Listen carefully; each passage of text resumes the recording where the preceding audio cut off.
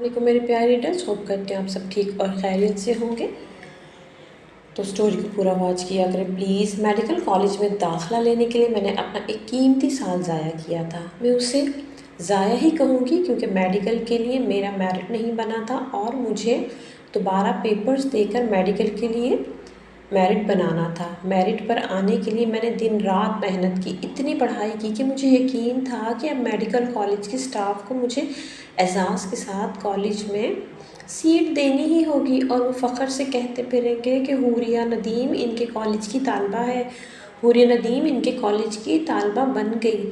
اور اعزاز اسے خاندان بھر سے ملا میڈیکل کالج کی طالبہ بننے پر، جہاں سب آرٹ، ڈیزائنز اور میڈیا اسٹڈیز کر رہے تھے۔ ایک میں ہی ہونہار تھی خاندان بھر میں جو ڈاکٹر بننے جا رہی تھی۔ مجھ سے متاثر ہونے والوں میں سب سے آگے میرے ڈیڈ تھے۔ انہوں نے مجھے کالج آنے جانے کے لیے نئی 0 میٹر کار گفٹ کی، وہ کار جو مجھ سے بڑی نمرہ آپی کے پاس بھی نہیں تھی۔ ہونہار بچوں کو کچھ تو زیادہ فائدہ ملنا چاہیے اور ان کے ذرا سے زیادہ نخرے بھی اٹھائے جانے چاہیے، تو میرے اٹھائے گئے۔ اس ایک سال کے چکر میں میں قدسیہ سے پورے 2 سال پیچھے رہ گئی۔ وہ 2 سال مجھ سے سینئر ہو گئی۔ وہ ویسے تھی مجھ سے 1 سال سینئر ہی تھی۔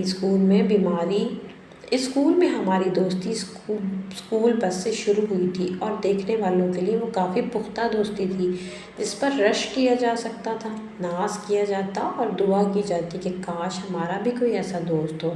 یہ کاش والا دوست قدسیہ میری تھی۔ مجھے لے کر قدسیہ بھی یہی دعویٰ کرتی کہ وہ میرے معاملے میں خوش قسمت ہے۔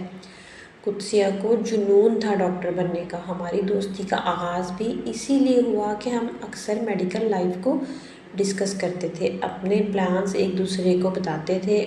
میں اور وہ اسکول لائف سے ہی ڈاکٹر میگزین پڑھنے کے عادی تھے۔ میں اپنی خالہ سے آسٹریلیا سے منگواتی تھی جبکہ قدسیہ ایک اسٹور سے ڈھونڈ کر پڑھتی تھی۔ میرے میگزینز اس کے میگزینز کے مقابلے میں بہت معلوماتی ہوتے تھے۔ میرے پاس مختلف میڈیکل رپورٹس پر مشتمل بکس بھی تھیں، آرٹیکلز بھی۔ تو قدسیہ بہت ممنون ہوتی تھی میری ہی وجہ سے وہ اتنا کچھ پڑھ پاتی تھی اور میں بس اس کی اتنی سی ممنون ہوتی تھی کہ وہ مختلف آرٹیکلز کو میرے ساتھ ڈسکس کر لیتی ہے جو کہ کوئی اور نہیں کر سکتا تھا۔ دوستی کے معاملے میں بھی میں ذرا مختلف انسان تھی۔ دوستوں کے مخصوص ہنگامے، لڑنا جھگڑنا، شور شرابہ مجھے متاثر نہیں کرتے تھے۔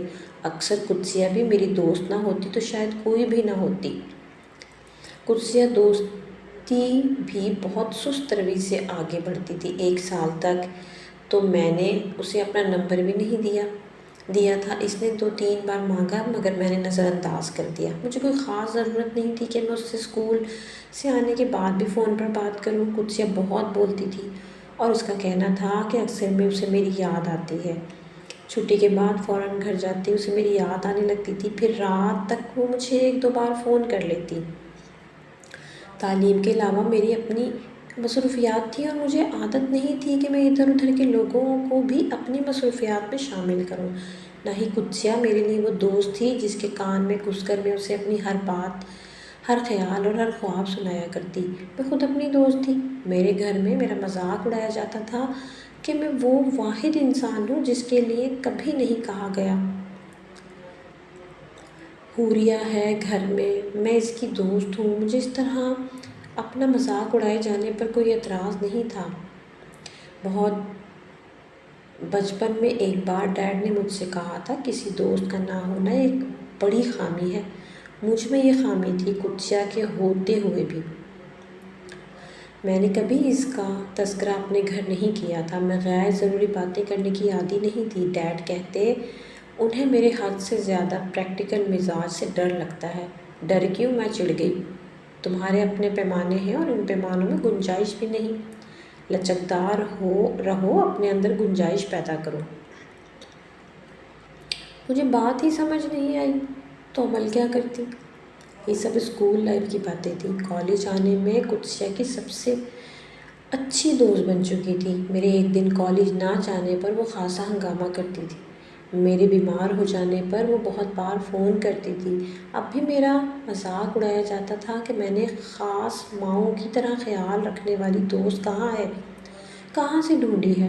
مجھ سے زیادہ اسے فکر ہوتی تھی کہ میرے بال رفت ہو رہے ہیں، ناخنوں کی چمک ماند پڑ چکی ہے اور گالوں پر سے دانوں کے نشانات آخر کیوں نہیں جا رہے۔ قدسیہ جانتی تھی کہ اسے کب بولنا ہے اور کب خاموش رہنا ہے۔ میں قدسیہ کے ساتھ بہت مطمئن تھی کالج میں۔ ہم ایسی بیسٹ فرینڈ مشہور تھیں جو ایک دوسرے کے علاوہ کسی سے بات کرنا پسند نہیں کرتی تھیں۔ میری کالج جانے سے پہلے قدسیہ کی کافی ہیلو ہائی تھی کالج میں۔ مجھے بہت کوفت ہوتی تھی جب آتے جاتے اٹھتے بیٹھتے لڑکیاں 5-5 10-10 منٹ کے لیے قدسیہ سے گپ شپ کرتی تھیں۔ میں نے قدسیہ سے کچھ کہا تو نہیں، لیکن قدسیہ کافی سمجھدار تھی۔ آہستہ آہستہ قدسیہ نے اپنا حلقہ محدود کر لیا۔ سبھی اسے پسند کرتے تھے۔ وہ ہر لڑکی کو اس کے نام اور اخلاص سے جانتی تھی اور اچھے نظریے سے جانتی تھی۔ اس کے منہ سے کبھی کوئی ایسی بات نہیں نکلتی تھی جو کہ سننے والے کو بری لگے۔ تو میرے پیارے ریڈرز، اگر اسٹوری اچھی لگی ہو تو کمنٹ باکس میں اپنی قیمتی رائے کا اظہار ضرور کیجیے گا۔ ملتے ہیں نیکسٹ ویڈیو کے ساتھ، تب تک کے لیے اللہ حافظ۔